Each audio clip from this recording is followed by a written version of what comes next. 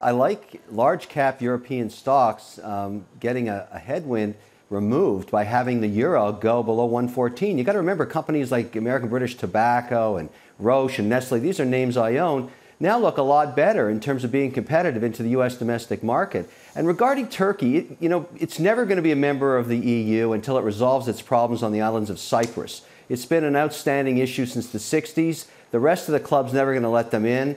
And I don't think it's even as bad as Greece was, because it's not the same liability. I was looking at the banking sector in Europe this morning thinking the runoff effect might show up in the spreads of European bonds and the banking system. It hasn't moved anything. People just don't care. I'm not saying you shouldn't care about Turkey, but it's kind of like a nothing burger in terms of putting pressure on European financials, because they're simply not part of the club. Sure, but even if you don't care about Turkey, even if you don't care about Turkey, forgive me for interrupting you, Kevin, you still care about a rising dollar that starts to rise maybe a little bit faster than people have expected as a result very much of what you're seeing in Turkey and then other things that are happening around the world.